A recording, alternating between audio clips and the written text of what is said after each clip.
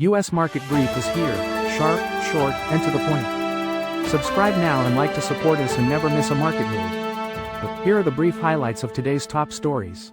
Hyundai adjusts full-year forecast, citing tariffs, ahead of Investor Day. ABC pulls Jimmy Kimmel show off air indefinitely over Charlie Kirk comments. Spirit CEO says struggling airline will slash flights, braces employees for more job cuts. Here are 5 key takeaways from the Fed's big interest rate decision. Mark Zuckerberg unveils $799 Meta Ray-Ban display glasses. Cracker Barrel stock falls as company reports mixed earnings after rebrand controversy. Fed forecasts only one rate cut in 2026, a more conservative outlook than expected. The pomp and pageantry ends as Trump's state visit gets down to business. Huawei touts world's most powerful AI chip cluster as Nvidia's China challenges mount. AI startup Nscale came out of nowhere and is blowing away Nvidia CEO Jensen Huang. Here's what changed in the new Fed statement. Wegovy pill offers significant weight reduction, Novo Nordisk says, as oral obesity drug race intensifies. Dinner for nearly $15,000, the cost of a meal with DBS Bank CEO. Fed rate cut. Here's what it means for your mortgage rate, credit cards, savings accounts and more. Besant made mortgage claims similar to ones Trump cited to try to fire Fed's Cook report. Now, let's dive deeper into the details. Hyundai Motor is raising its revenue forecast for the year. This comes despite United States tariffs impacting the automaker's 2025 operating profit margin. The company now projects an operating profit margin between 6% and 7% for this year.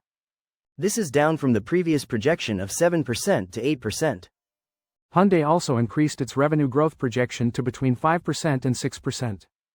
This is a 2 percentage point increase compared to 175.2 trillion South Korean won in 2024. These revisions were announced ahead of a CEO Investor Day in New York City. This is the first time this event has been held outside of South Korea. Disney pulled Jimmy Kimmel's show off the air indefinitely following comments about Charlie Kirk. The incident occurred at an event in New York City on May 13, 2025. Turning Point United States of America founder Charlie Kirk was the subject of Kimmel's remarks.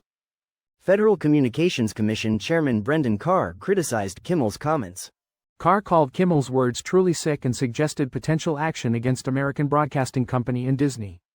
He stated that the Federal Communications Commission could make things difficult for the companies if they did not address the situation. Carr emphasized that American Broadcasting Company's license from the Federal Communications Commission carries an obligation to operate in the public interest.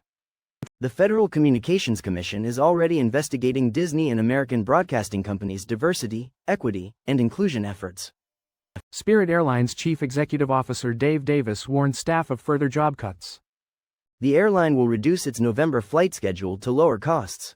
This comes weeks after Spirit declared its second bankruptcy in under a year. Davis told employees in a memo that the airline will cut capacity by 25% over 2024. This reduction will allow Spirit to focus on its strongest markets.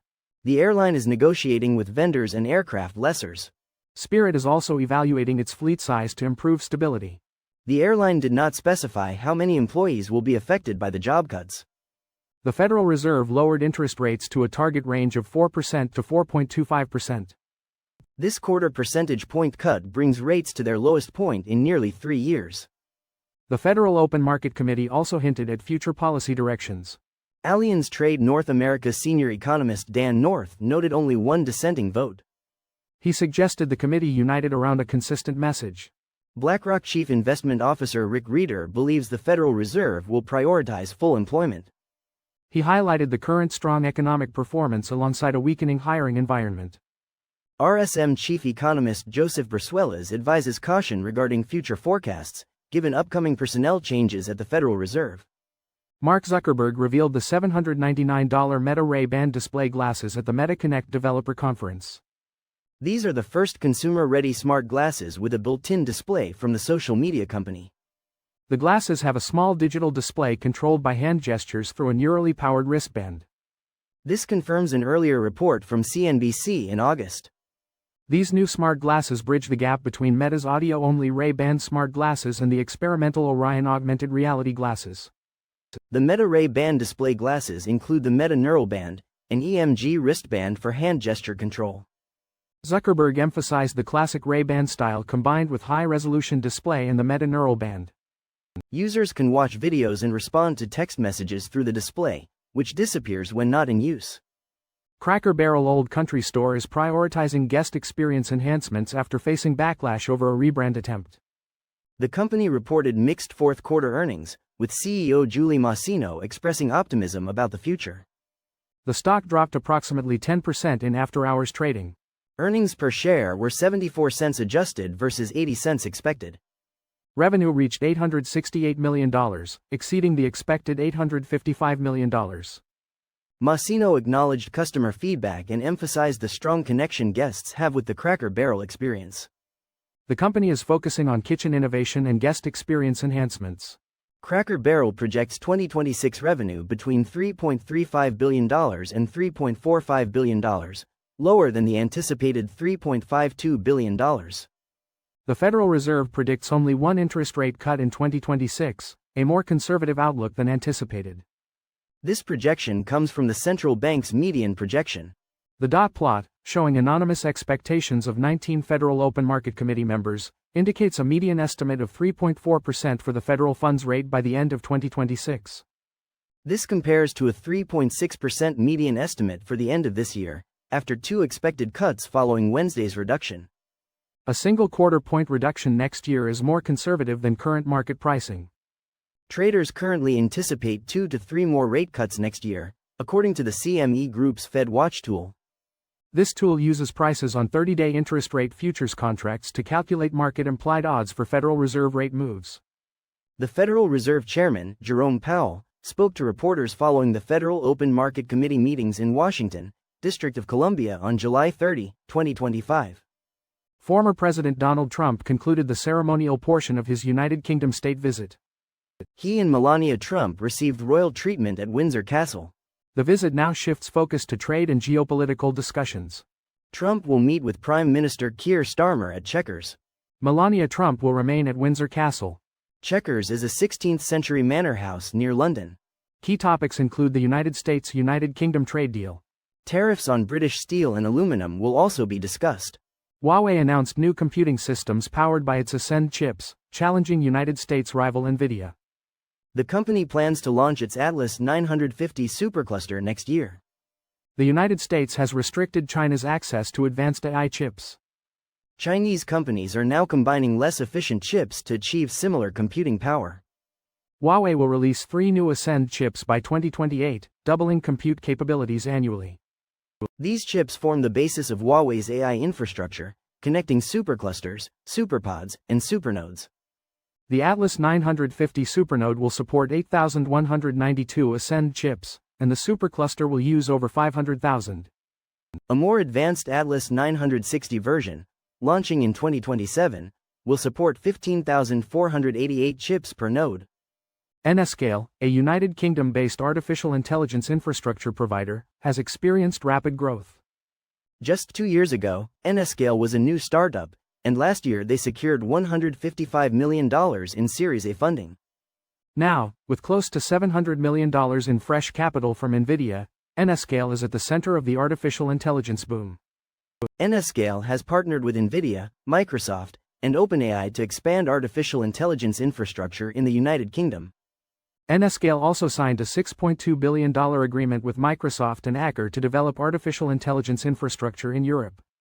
Nscale's rapid rise is notable, considering the company did not exist when OpenAI launched ChatGPT. Nscale spun out of Archon Energy, a company originally focused on infrastructure for cryptocurrency mining. Like CoreWeave, Nscale combines data center space, power, and GPUs with its own software. The Federal Reserve released a new statement after their Wednesday meeting. This statement has key differences compared to the one issued in July. Some text from the July statement was removed. New text has been added to the current statement. Sections of text remain unchanged between the two statements. These changes reflect the Federal Reserve's evolving economic outlook. Analysts will carefully examine these alterations for clues about future policy. The full statement is available for review on the Federal Reserve website. Novo Nordisk announced positive late-stage trial results for their once-daily obesity pill. The pill showed significant weight reduction, comparable to their injectable Wegovy. Trial participants experienced an average weight reduction of 16.6% after 64 weeks. Participants had obesity or were overweight with at least one weight-related health issue. Novo Nordisk's chief science officer called the pill an important alternative to the Wegovy injection. He confirmed the oral treatment has similar efficacy, safety, and tolerability. This offers patients a choice between pill and injection. The pill uses the same medication as Wegovy and Ozempic. A dinner with DBS Bank Chief Executive Officer Tan Su-shan was auctioned for nearly $15,000. The winning bid was over 18,000 Singapore dollars at a Sotheby auction on Saturday. This was more than double the pre-sale estimate. The dinner includes champagne, a 6-person private meal hosted by Tan, and a private tour of Singapore National Gallery. The gallery is housed in 2 national monuments. Sotheby described the evening as an opportunity for inspiration and connection with one of Singapore's most esteemed figures. Tan has over 35 years of experience in banking and wealth management. She became Chief Executive Officer of Southeast Asia's largest bank in March of this year. The Federal Reserve lowered its benchmark interest rate by a quarter point.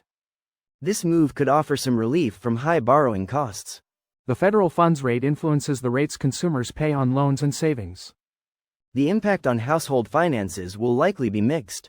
People with variable rate loans will see interest rates decrease almost immediately. However, some longer-term fixed rates remain high. Lingering inflation also continues to affect the cost of goods. Credit card interest rates are likely to decrease slightly due to the rate cut. Treasury Secretary Scott Bessent declared 2 different homes as his principal residence simultaneously, similar to a claim made by President Donald Trump when he attempted to dismiss Federal Reserve Governor Lisa Cook. In September 2007, Bessent identified homes in both Bedford Hills, New York, and Provincetown, Massachusetts, as his principal residence. Lisa Cook also designated 2 properties as her principal residence in Ann Arbor, Michigan, and Atlanta within 2 weeks in the summer of 2021. Federal Housing Finance Agency Director Bill Pulte accused Cook of mortgage fraud and referred the case to the Justice Department. President Trump cited these allegations when he attempted to fire Cook. Cook, who is suing to prevent her removal, denies any wrongdoing. Both a United States District Court and a federal appeals court have blocked Trump from firing Cook while her lawsuit is ongoing. Bessent defended Trump, arguing that allegations of mortgage fraud against a Federal Reserve official warrant investigation. That's a wrap on this episode of U.S. Market Brief. Thanks for listening. We'll be back next time with more stock market updates, earnings highlights, and insights from Wall Street.